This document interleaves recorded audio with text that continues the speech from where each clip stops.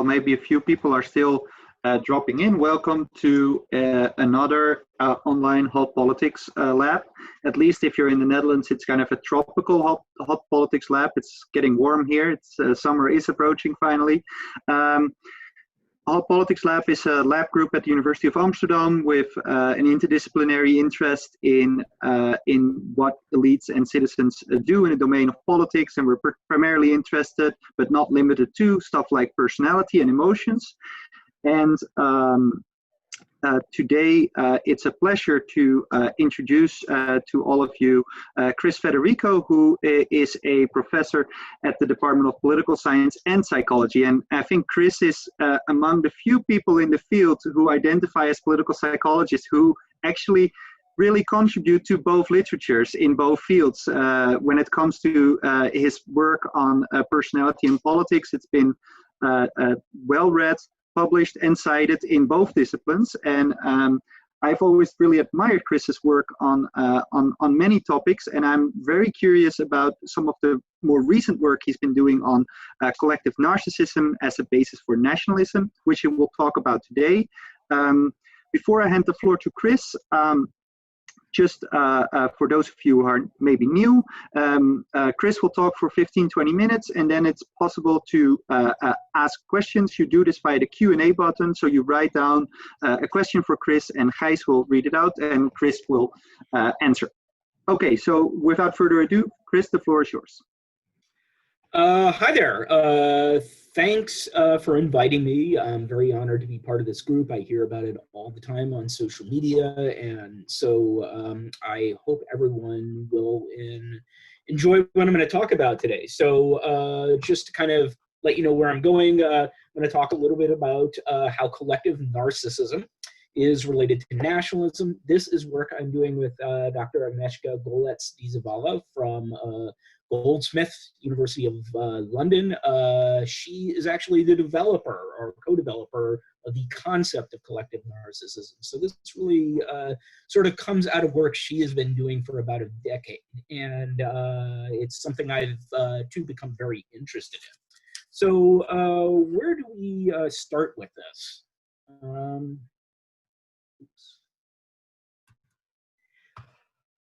Nationalism, as many of you know, it's an increasingly prominent feature of the political zeitgeist throughout the world. Nationalism as sort of a theme is very notable in the rhetoric of authoritarian populists everywhere.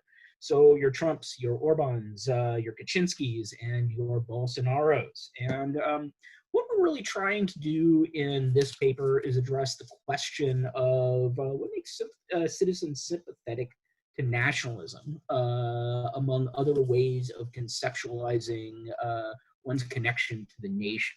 So what I'll do is just kind of start by defining nationalism, or at least discussing how we define it here. We define nationalism in sort of the classic Kosterman and Feshbach sense, a perception of national superiority and an orientation toward national dominance. So this is often contrasted with simple national pride or a simple positive feeling about one's country, patriotism to wit. Nationalism is generally associated more than other forms of national identification with hostility toward national outgroups and toward national minorities. It's also associated typically with group-based egalitarianism, so things like SDO. So as you might have suspected at this point, we're interested in looking at the relationship between collective narcissism and nationalism. So collective narcissism is a variable that's become increasingly interesting to social psychologists who study intergroup relations. Again, Agnieszka got this into the literature in social psychology. Political scientists have not paid quite as much attention to it. So what is collective narcissism? Basically, it is an exaggerated belief in the in-group's greatness. It is a form of in-group positivity that is very much insecure and contingent on external validation by others. And really the key thing here is that it's very much associated with hypersensitivity to threats to the in-group's image. So if you think your group is being dissed in some way, you tend to react especially in a hostile fashion if you're high in collective narcissism.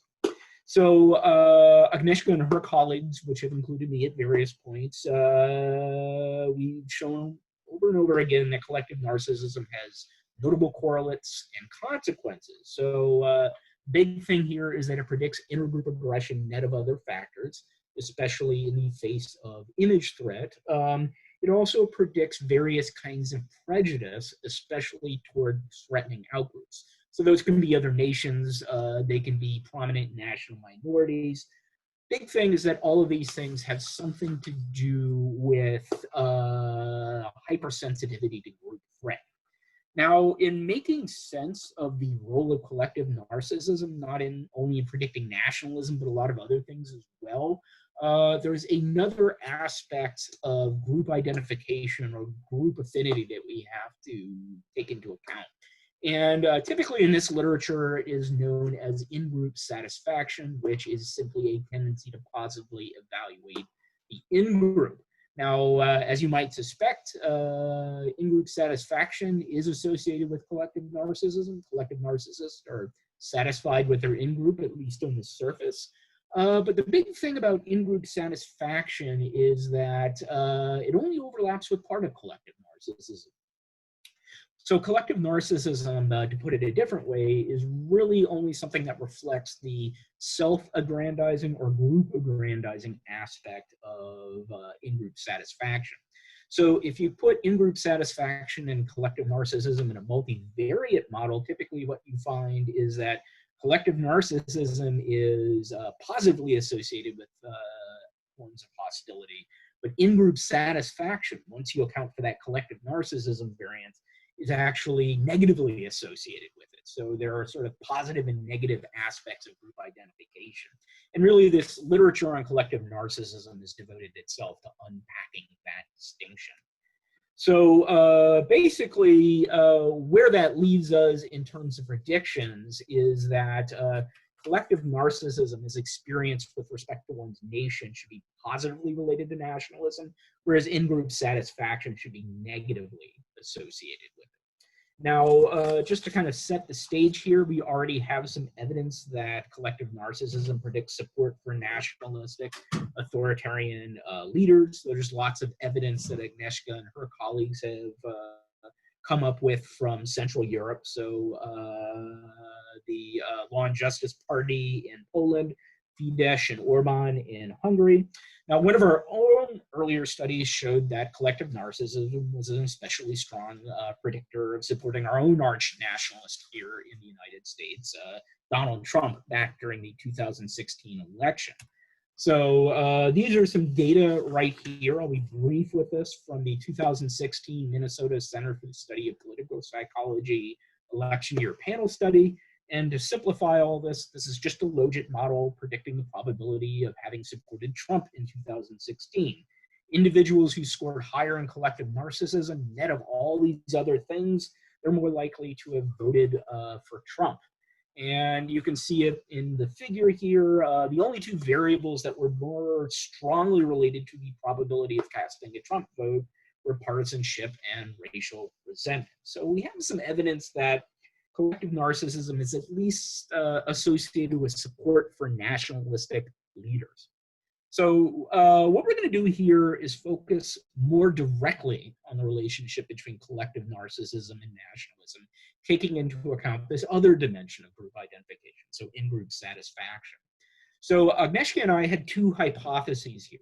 First one was that collective narcissism would be positively related to nationalism net of in-group satisfaction, whereas in-group satisfaction would be negatively associated with nationalism net of collective narcissism. Now, the other thing that we kind of assumed going into this hypothesis too is that given that collective narcissism is really sort of the things that reflects hypersensitivity and aggressiveness in absolute terms and accounting for different amounts of variation in nationalism, we hypothesized that the magnitude of the net relationship between collective and narcissism and nationalism would be stronger than the magnitude of the net relationship between in-group satisfaction and nationalism. So in terms of which type of those, which of those two forms of identification really tell you about nationalism, we think that most of the variation is going to be picked up by collective narcissism. So in terms of the data, we have data from a two-wave nationally representative panel study of Polish adults. So we studied this in Poland. It was collected by the Ariadna Research Panel. There were 8 weeks between waves, and we lost some participants from one wave to the next, but there's still relatively large sample sizes. Nationalism, we use sort of the classic Kosterman and Feshbach measure. I won't go into this in too much detail. The items are up here. But this is basically things like the more my country influences other countries, the better they are. In order to maintain the dominant position of my country, aggressive actions are needed. So again, it's this aggressive form of group or national identification. So collective narcissism, we measured using sort of the standard 5-item measure that Agnieszka and her colleagues have developed. And basically, these are getting at things like, my nation deserves special treatment. I get angry when people criticize my nation. People don't understand how important my nation is. So this exaggerated sense of in-group superiority, which has kind of an air of insecurity beneath it. In-group satisfaction was pretty straightforward. It is pleasant to be Polish. I'm glad to be Polish. Basically feeling positive about your nation. We derived this measure from Colin Leach et al.'s old multidimensional measure of in-group identification. In some of the models I'm going to talk about, we had these 3 demographic covariates. These were the only ones we had in our data. So gender, age, and education. All of these were assessed at wave 1.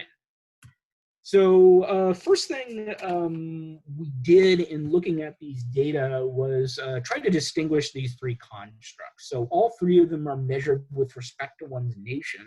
So we need to make sure that these are really measuring 3 different things. So we estimated 1, 2, and 3 factor measurement models of the sets of items for the 3 scales. And we did this separately within each time period. I won't go into too much detail about this, other than to simply note that the 3-factor model, which specified collective narcissism, in-group satisfaction, and nationalism as distinct but correlated constructs, that fit the data better. So it fit the data better than a 1-factor model that assumed all of these things were measuring some common identity thing, and a 2-factor model which put collective narcissism and nationalism together and separate from in-group satisfaction. So in general, we have reasonably good empirical evidence that these things are related but independent. So first thing we did after kind of distinguishing the constructs from one another was to do a cross-sectional analysis. So some simple regressions within each of the waves. And what we did here was we simply regressed nationalism on collective narcissism, in-group satisfaction, and the demographic covariance. So these are plain old OLS regressions. And what we found in the data was pretty clear support for hypothesis 1. And these are what the estimates look like. We found that collective narcissism was positively related and strongly related to nationalism. In-group satisfaction had a negative net relationship. That relationship was smaller. So that kind of gets into hypothesis 2. When we plotted out the results, they look like this. So this is more or less telling you the same thing in a little bit more of a straightforward fashion. Hypothesis 2, again, would be that the absolute relationship between collective narcissism and nationalism would be stronger in magnitude than the absolute relationship between in-group satisfaction and nationalism. So to get at this, we looked at the standardized coefficients for collective narcissism and nationalism. And we also ran an additional analysis where the absolute values of the coefficients, so correcting for sign, for collective narcissism and nationalism, were constrained to equal one another in the time 1 and time 2 models. So we wanted to see whether this produced a significant decrement in fit. And both when we looked at the standardized coefficients and the F tests on the constraint, we found support in both time periods for this idea that collective narcissism, in fact, was more strongly related in absolute terms than in-group satisfaction was to nationalism. So when we looked at the data cross-sectionally, we found a pretty clear pattern of support for our hypotheses. Now, as you will recall, this is a panel data set. It's got 2 waves. It could have more waves, that would be nice, but we had 2. So what we were able to do is run a fairly simple cross-lag panel model to kind of get a better look at directionality, or likely directionality, and look at how collective narcissism and in-group satisfaction predict changes in nationalism over time. So in the models, I'm going to show you collective narcissism, in-group satisfaction, and nationalism were specified as latent variables. Each time 2 variable was regressed on all 3 time 1 variables. The time 1 latent variables and the time 2 disturbances were allowed to correlate. And the error term for each indicator was allowed to correlate with its counterpart in the other wave. So that last bit is with respect to the measured variables. Now, this is what the model looked like. These are standardized parameter estimates, if you can see them. One thing you'll note here is that these all are latent variables. I have not shown the factor loadings because there are a lot of them, and it would just make this very messy and difficult to interpret. First thing to note here is that this model fit the data pretty well according to the standard statistics here. So we're in good shape there. First thing to look at was hypothesis 1. So again, we're predicting that collective narcissism should be positively related to nationalism, in-group satisfaction should be negatively related. We find support for that, as you can see here with the circled estimates, when we look at this in a longitudinal fashion as well. So time 1 collective narcissism was associated with greater time 2 nationalism, net of time 1 nationalism and time 1 in-group satisfaction. And time 1 in-group satisfaction was associated with reduced time 2 nationalism, net of time 1 nationalism and time 1 collective narcissism. So one way to thinking, in terms of how to think about this, collective narcissism and in-group satisfaction appear to influence nationalism even once you account for the lagged variables. And time 1 collective narcissism and time 1 in-group satisfaction are associated with shifts in nationalism in opposite directions over time. Hypothesis 2 again was about the relative strength of these relationships in absolute terms, and we found support for hypothesis 2 as well. So when we constrained the absolute values of the collective narcissism to nationalism and in-group satisfaction to nationalism paths to equality, that reduced the overall model fit. So that is consistent with this idea that, again, collective narcissism has a net stronger relationship, all of the things being equal.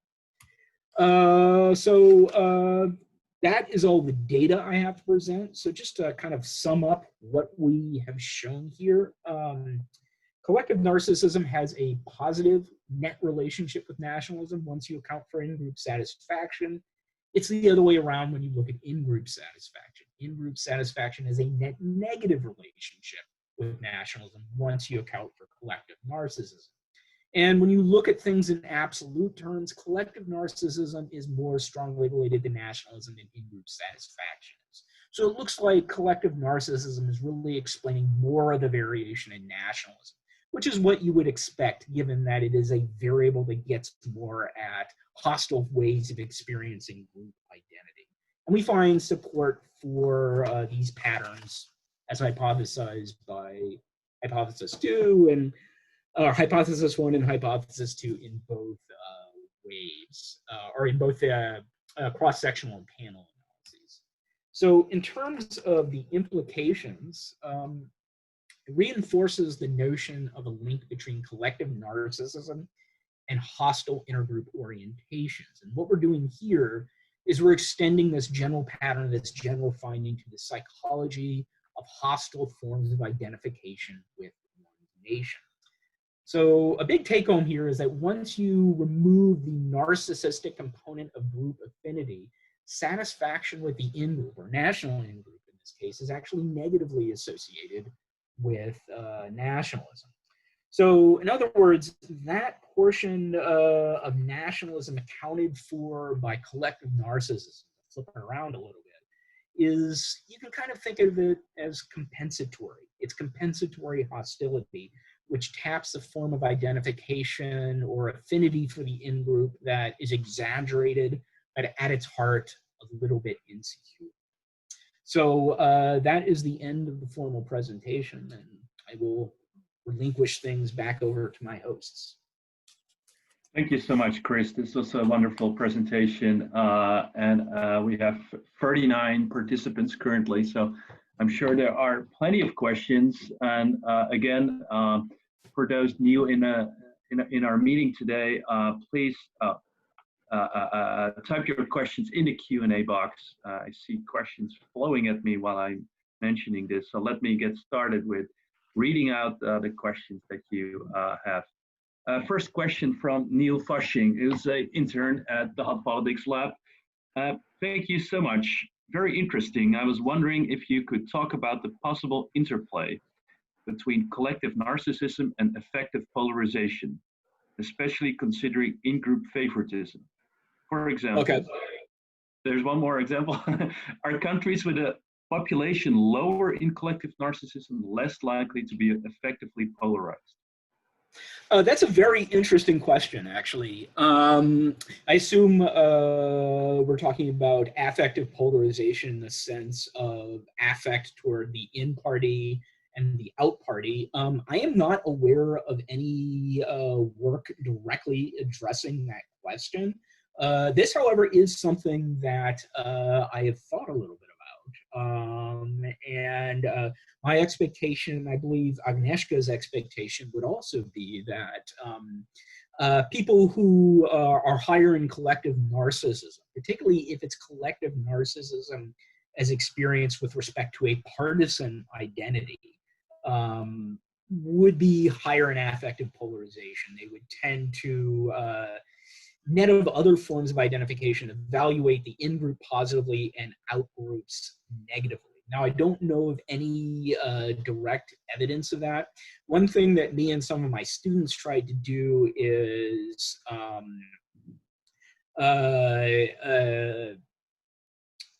modify some of the collective narcissism items to get at what we call narcissistic political identification. So not asking about a specific political group, but about your political attitudes and beliefs. And we found that you could measure that very similarly to collective narcissism. However, it doesn't really seem to predict affective polarization within the United States, at least, over and above other forms of identification of the self with politics. Now, I hesitate, I'd like to put out some caveats about that. It's very preliminary work. These samples were not very large. And also, these items are different from the collective narcissism items as traditionally used, which refer to a particular group. Now, I'm getting a bit long-winded here, but one thing I wanted to make clear is that collective narcissism, you can think about it in a number of different ways, but a key thing about operationalization is that it's usually measured with respect to a specific identity. In the literature on it, the identity it's been measured with respect to most of the time is national identity. So that's where most of the data comes out. Yet, it's a very general concept. It can be applied to a lot of different group identifications, and you can reconfigure the items in that scale to pertain to other types of identity, like partisanship or what have you. While national collective narcissism, as it was measured in the study I talked about today, might not directly get at affective polarization in the partisan sense, if we measure it with respect to party, it might very well do that. I'm just not immediately aware of any data on that. Okay. Okay, great. Next question is from Aya Adra. I hope I pronounced that correctly. She has two questions. Let me just ask the first one. And then the second, the first one is, do you think the results can be extrapolated to suggest that collective narcissism grounded in any group would predict an aggressive attachment to the same group? And then between brackets, a variable that is psychologically equivalent to nationalism, but rooted in the boundaries of the group.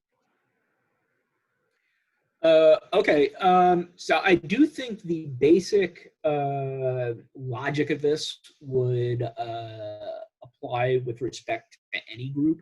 And the theory as it's been developed by Agnieszka and others would certainly suggest it's a very general theory. Here, we're applying it to national identities, but I see no reason why you couldn't sort of port this approach and measure, say, collective narcissism with respect to some other group, in-group satisfaction with respect to some group, and then some functional equivalent of nationalism with respect to that group and get similar results. So first one that comes to mind besides partisanship would be one. Another would be ethnicity. So cultural identity as opposed to national identity per se. I suspect you would find somewhat similar results there. Okay. The Does that second address question the question? The second question is, do you think that in countries that do not particularly have political power on the international scene, for example, they lack the ability to answer questions about maintaining the power of my country, that their collective narcissism and nationalism would be the same concept? Let me make sure I'm understanding this correctly. In countries that have greater economic and say military and say political power, the relationship between nationalism and collective narcissism would be stronger, perhaps to the point that they're not factorially distinct. Would that be a fair reading of the question? Yeah. That's an interesting question. I think it is certainly plausible. One thing to keep in mind about collective narcissism in particular is that it's not just about power or the ability to actualize aggression. There's an element of insecurity here. There's an element of believing your group is wonderful and should be sort of able to lord it over everyone else, but at the same time, other people aren't giving you enough respect. So in that case, there are plenty of people like that in very powerful countries like the United States, for example, that despite the United States' military, economic, and political power, they don't think people respect the United States, or it's not seen as being as great as it really is. And you can make the argument that a great deal of Trumpism is sort of founded on that sort of insecure but exaggerated form of nationalism. But another implication of that is that this kind of syndrome can pop up even in countries that aren't, in objective terms, incredibly powerful in military, economic, or political terms. There may be lots of individuals in that country for reasons of history, or just simply the psychology of how human beings relate to groups, think that group is great, but think that it's not getting sort of the honor it deserves. And that may go hand in hand with the objective position of the group. Okay, yeah. I can definitely attest as a citizen from a small country that we have people who score high on this collective narcissism. Okay, moving on to Robin Chuchel, PhD student from communication science at the University of Amsterdam. Super interesting, thank you. Do you think that collective narcissism is more like a trait and will attach to whatever in-group individuals identify with, or is it more something that is more related to specific groups, an element of the group's identity rather than a state or trait debate, I guess? That's an interesting question. This would almost be one that would be better for Agnieszka to answer as the developer of the concept. There are a couple of different ways of looking at this, though. On one hand, the theory as it was originally developed was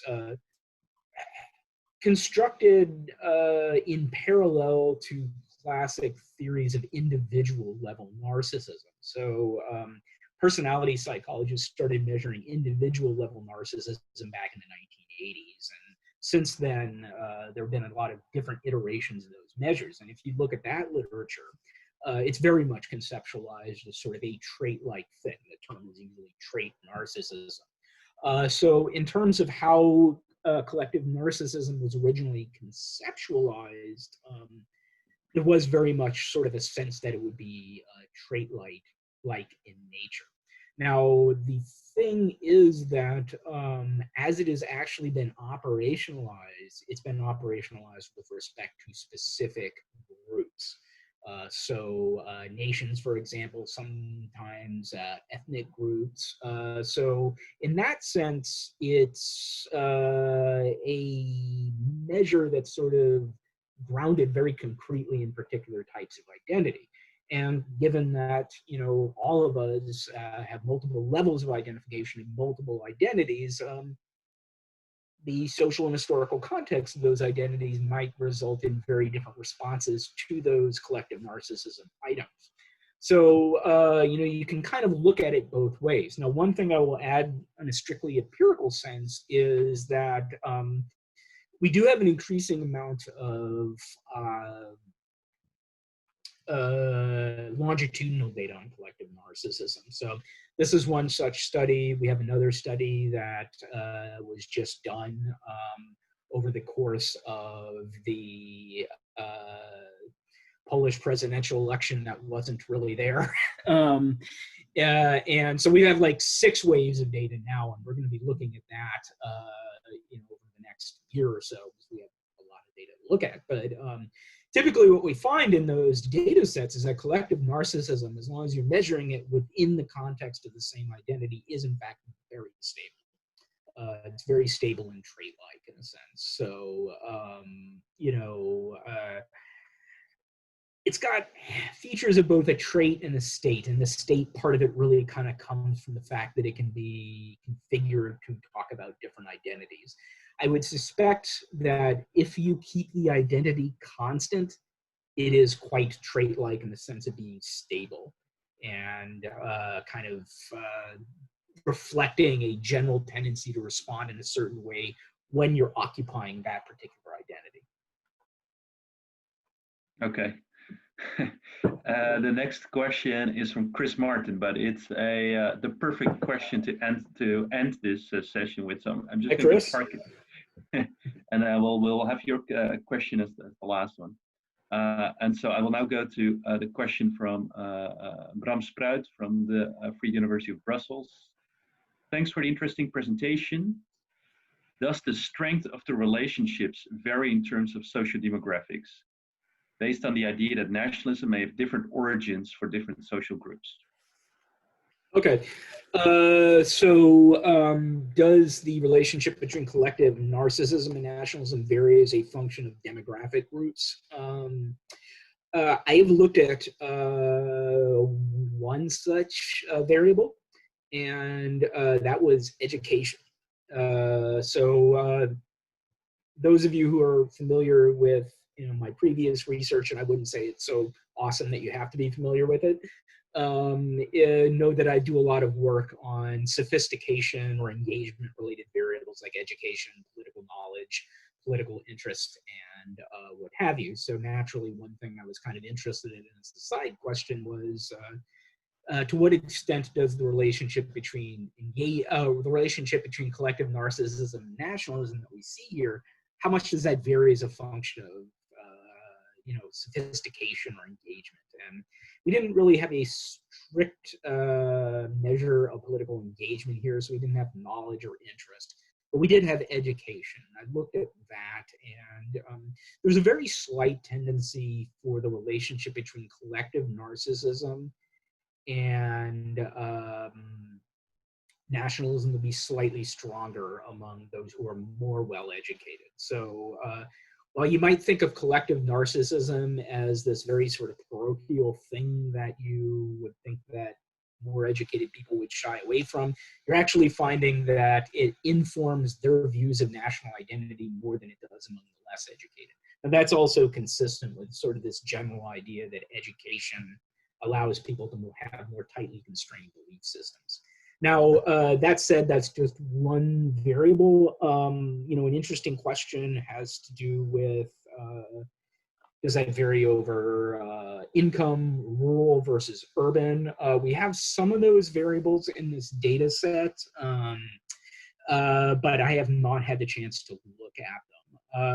One thing I suspect, if I had to offer a hypothesis, is that, if you look at Polish society and a lot of other societies, there are, there's sort of a cosmopolitan core, and then there are people who feel more psychologically and socially distant from that. And if you look at the context of Polish politics, and I caution that I'm not an expert on it, that's very much an animating distinction in current domestic Polish politics now. It's very much sort of a resentment of the cosmopolitans by the populists who control the Law and Justice Party.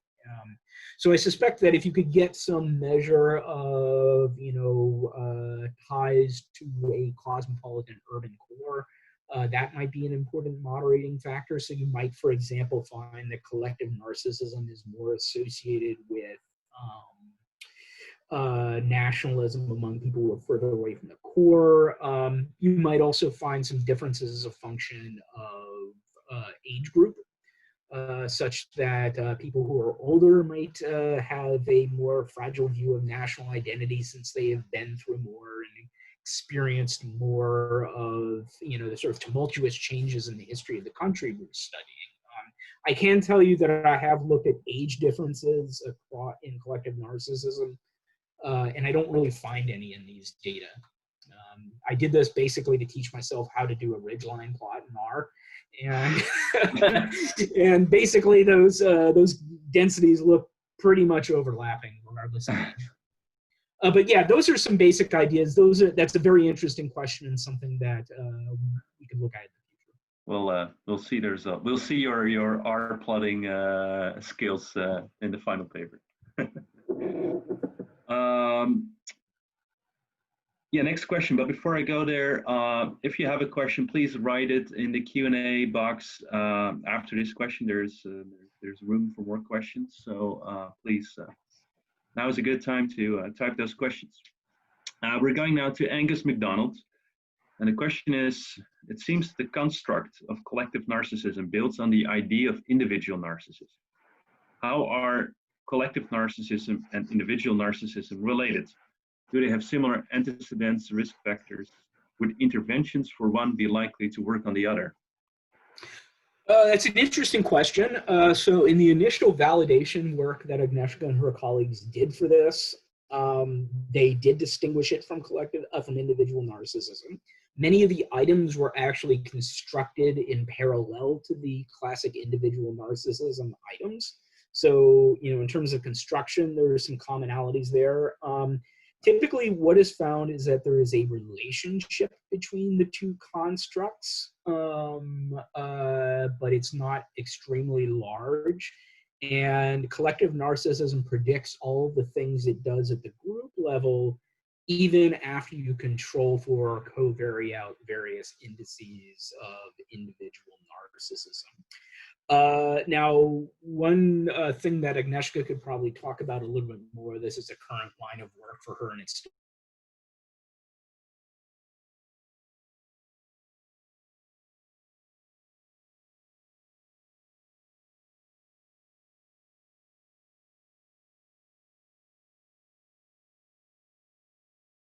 on how those two things relate to collective narcissism is really sort of in an early stage. But the preliminary finding seems to be that vulnerable narcissism in particular is related to collective narcissism, more so than the grandiose form. And this really kind of, again, gets at this idea that there's an element of exaggeration, but at the same time, vulnerability behind collective narcissism. So they're related, not overwhelmingly so. They are independent in a factorial sense, and when you use them as predictors in the same model. Now, the last part of the question, that's something I'm a little bit less equipped to handle in terms of like What are the interventions? How do you change this? I am not aware of anything that's been done specifically in the context of collective narcissism in terms of interventions that are parallel to the ones you would get for trait narcissism or clinical narcissism for that matter. In general, the implication of the work on collective narcissism is that if you know who is a collective narcissist, you kind of have to construct the symbolic environment that they exist in such that they are not subjected to what they perceive to be insults to their group identity or threats to their image. So they're the kind of folks that, you know, when you talk about intergroup relations, you have to be careful. You have to be sure that they understand in some sense that you respect them or you respect their identity. So, you know, you would have to discursively approach folks who are high in collective narcissism differently than folks who are not in terms of making sense of how intergroup relations work. The key thing is to sort of get around that hypersensitivity to image threat that collective narcissism is wrapped up with. Yeah. It's still, it seems to me that we're actually stuck in a massive natural skill intervention of collective narcissism. But yeah, and that's, just to kind of speak a little bit more about that, it's really a tricky thing. And one thing I've kind of thought about along these lines since the 2016 election in the United States is, given that people who are high in collective narcissism are disproportionately attracted to, what Engelhardt and Norris refer to as authoritarian populist leaders. What happens to those folks when those leaders fail? In a sense, those leaders are supported because they acknowledge this sense of exaggerated but threatened national identity that people high in collective narcissism hold. But what happens when they flail and they don't do well, or when they're defeated?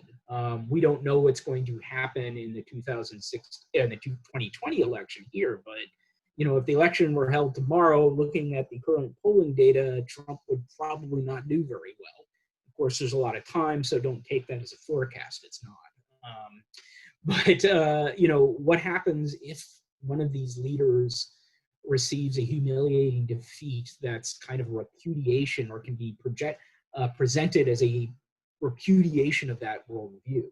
How do they deal with it? I kind of thought about that a lot in 2016 at various points, when it looked like Trump would go down to a humiliating loss. That's not what happened in the end, but if you looked at the polls in, say, August 2016, he was not doing well. And it was very easy at that point, projecting that point into the future, to see a humiliating loss. So what do folks like that do once their leaders fail, and they fail potentially in a humiliating way? Another example of this is sort of Bolsonaro in Brazil right now. He is very much flailing as a leader amid COVID-19, amid an unfolding scandal involving his family members, and the fact that the judiciary is going after him like they went after his two immediate predecessors, or three immediate predecessors, actually. And, what happens with that sense of humiliation? Does it feed back on itself? I don't know. But given the psychology of this, there's a lot of, propensity there for something bad to happen. Okay, I've got now 3 questions lined up from Chris Martin, so I can no longer ignore him. I will. Sorry, we've never met Chris Martin, but this is not meant it. Okay, so let me ask his last 2 questions. First, have political psychologists tried to establish patriotism as a construct? And if so, do you think high patriotism could cover both modest narcissism and a sense of satisfaction with the in-group? And then he continues, also, if a victimized group is campaigning for its civil rights, can it be a problem if people within that group are very low in narcissism? By this, I mean, low narcissism could lead one to accept low status and not engage in collective action. Okay, so let's try to question. Yeah. to try to break this apart. As I understand, the first question is: has patriotism, as sort of a more positive form of attachment, has that been distinguished from nationalism, psychologically speaking? Is that a fair read of Chris's question? Oh, he doesn't mention nationalism. So it tries to. I have political psychologists try to establish patriotism as a construct. Yes. That's sort of the first one. Yes. So if we go back to, so one of the papers I cite here is this sort of a classic paper by Kosterman and Feshbach from the late 1980s, where they tried to distinguish patriotism from nationalism, militarism, and a lot of other things. They did find that those two things are distinct. They fall on separate factors. Typically, patriotism and nationalism are correlated, but not overwhelmingly so to the extent that they're the same thing. A few years, many years later, actually, De Figueiredo and Elkins found the same thing using data from a variety of nations, that patriotism and nationalism are somewhat different. Patriotism is functionally different in terms of its consequences. It tends to not predict hostility toward other groups or prejudice against national minorities to the same extent as nationalism. So there's evidence there. Another interesting line of work in that regard is work that was done by Leonie Huddy and Nadia Khatib a few years after they did Figueiredo and Elgin's work, and they find a lot of the same thing there. So there is evidence that patriotism is something that's independent and it has distinct results. Now, to go to the second question, which is sort of this question of, is collective narcissism always a bad thing, or could it possibly, for example, promote support for collective action among groups who are subordinate in some way? That's an interesting question. It hasn't been studied quite as much. But, one thing to understand is that when we talk about powerful nations, we often, assign a negative value in symbolic terms to nationalism. Frankly, there are a lot of negative manifestations to nationalism, but at the same time, nationalism is also something that we associate with movements for national liberation. And in that sense, at different times, it's been sort of assigned a positive value. So to some extent, the nationalism of very, very powerless groups may be functionally different, despite some psychological similarities, than the nationalism of highly dominant groups.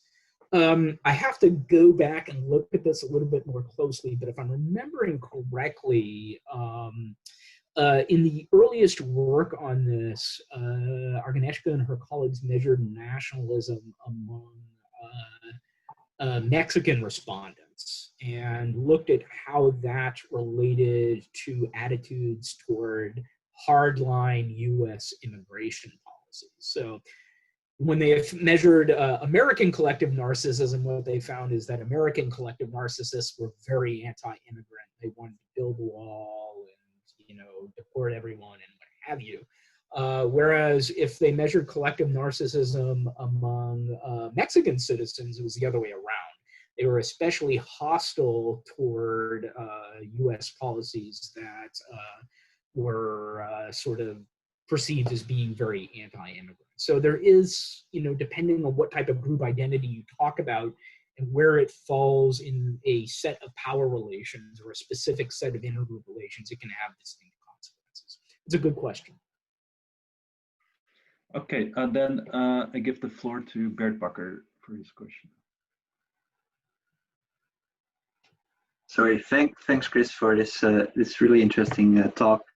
I want to ask you a little bit about what role politics plays in causing collective narcissism and possibly explaining some of these relationships. So, myself included, we've often been thinking in personality and politics literature that sort of these traits come before politics. Yet there's quite some work it's small, but it's coming along that politics might be causing religiosity, like Michel Margolies' work, identification with race and or gender, as Pat Egan has shown in the EJPS, but also more work directly related to what we're doing, as sort of that in panel models and experiments, ideology might be actually causing binding moral foundations, like Dave Chuck and Kevin Smith have done in separate work. And also in sort of this big five work, there might be actually questions whether or not personality is first and ideology the consequence. And so going to the concepts we're talking about here, collective narcissism and national identity, to what extent could politics be the cause of both? So repeatedly hearing in, I'm not an expert on Poland, but in the US or in the Netherlands, for the politicians you identify with, that we should be proud of our country, etc. Could that be a factor that is explaining the collective narcissism, at least partly, and thereby also explaining its link with national identification? Okay, that's an interesting question. I don't know of any research directly that's been done on it. As I noted earlier, we now have like these 6 waves of panel data from the Polish election that never was.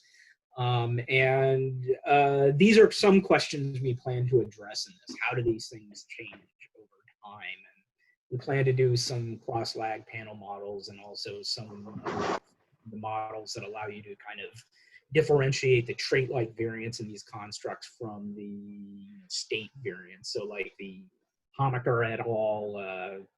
Random intercept model, which is hard to do, but we need to do it for given how much data we've got now. My sense is that these two things do mutually determine one another. In the data we have here, we have a pretty clear view, we have a reasonably clear picture of where the arrows point with collective narcissism and nationalism, but we didn't have ideology in this model. And so the question is, where are people coming to think about, how is it that people come to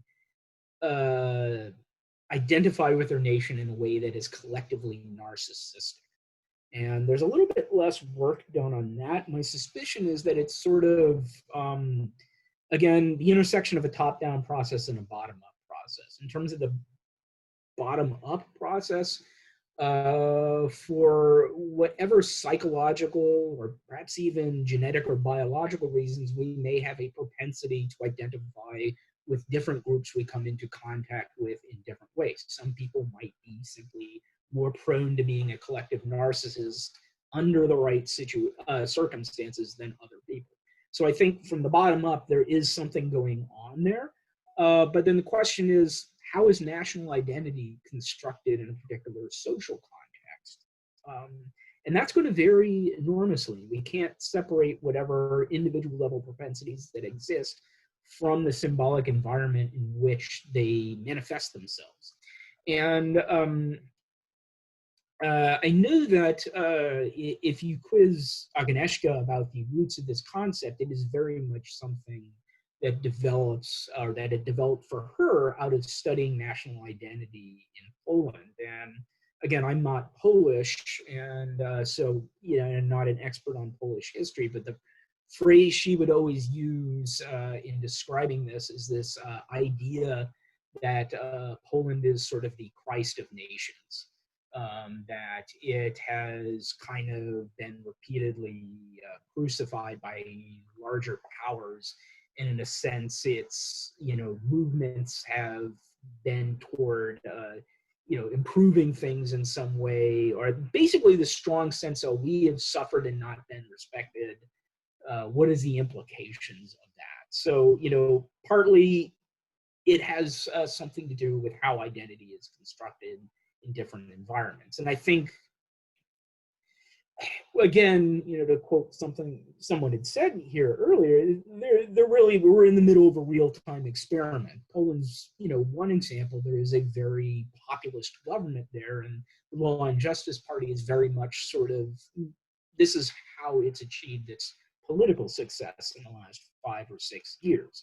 It appeals to a segment of the Polish population that's very much invested in this kind of nationalism. But you see this everywhere. You certainly see it in the United States among, a segment of our population that feels like, for example, it might have once had status or been at the center of our culture, but no longer feels that it is. That is sort of a sentiment that has a lot of overlap with collective narcissism. And of course, you see it in a number of other places where nationalism has kind of come to the fore. Hungary is one, but it appears in all kinds of places. Just about every place that has an authoritarian populist or right-wing nationalist movement, some element of this is going on. And we know that, the accessibility of these ideas about how to think about national identity varies enormously over time. So if you want to look at where right-wing populist movements get their fuel, so to speak, it's not always very cleanly linked to changes in levels of immigration, the immigrant population, or the level of the population of immigrant descent. But it can be very strongly related to political rhetoric, or the rhetoric of certain types of populist political entrepreneurs. So some of this does have to do with the extent to which this is out there and available for people with the right inclinations or dispositions to seize on. Okay. We're quickly running out of time, but I did promise this very last question, so hopefully you have a short answer to it, Chris. It's from Chris Martin again. Where are you planning to take this work in the future? Well, a couple of different things. We have another paper that we're working on right now on collective narcissism, in-group satisfaction, and solidarity in the face of COVID-19. And we actually find that collective narcissism, national identity, feeling one with your nation should make you more willing to kind of sacrifice and identify with those afflicted by the pandemic. We find that collective narcissism is negatively associated with solidarity with the ill, whereas in-group satisfaction is positively associated with it. And we find this both in cross-sectional data and in panel data. So that's one thing. The other thing is now we have, this was only a 2-wave panel, but we now have this 6-wave panel that we're going to be digging into. And one criticism you can make of the panel models I discussed is that they're very traditional cross-lag panel models. They have latent variables and it's fancy, nice, and everything. But with only 2 waves, you can't identify a model that allows you to pick apart the between-person variance in these constructs and the within-person variance. And to some extent, that can lead to biased estimates in panel models of this sort. So now that we have 6-wave panel data, one thing I think we're going to do in the future is try to look at this collective narcissism nationalism relationship using a model that's better equipped to separate those things. We may find that collective narcissism and nationalism, again, are positively related to one another, but that there's some other factor that's linking them together rather than changes within person over time. So that, I think, is our immediate next step. And, okay. As soon as we get the time to look at it, we will. Looking forward to it. Bert, I give the floor back to you for final words. And unmute your phone. Microphone. Okay, let's start again. Thanks, Chris, for this wonderful talk and excellent discussion. I thought it was it's really interesting, and I'm sure a lot of the people as well. You already raised a mock, and once we're allowed back into the university, we'll also have access to our infamous hot politics mocks that we'll try to send you one at some point in the foreseeable future. But bear with us for that for a little bit. Okay. We look forward to seeing how this project develops, and it's been great having you. Next week is our last meeting. It's the normal 3 to 4 Amsterdam time. We have 2 of our PhD students presenting, Isabella de Basso, who just collected data on what causes anger and has some really exciting experimental results, which we'll talk about next week. and Tobias Reurbach, who's a part-time PhD student at the University of Amsterdam, will talk about some of his work on thinking out loud protocols, if I'm right. And that would then also be the last Hot Politics Lab of the academic year. We'll be for sure back also next year. We're setting up the schedule for that in the coming months, and we'll let you know when we have the program finalized. Finally, we saw quite a few people who by name we might recognize but are not frequent visitors of our online lab. If you're interested, please sign up. You'll be redirected to a page once you exit the meeting to sign up for our mailing list, and then you can see what we're doing. And obviously also on the social media, we advertise who is coming to talk in the foreseeable future in our lab. So thank you very much. Thank you, Chris. And it's time for beer in the Netherlands. Chris, it might be a little too early for you, but you deserve one at least. Still on my coffee. Yeah. And well, thanks everyone for participating.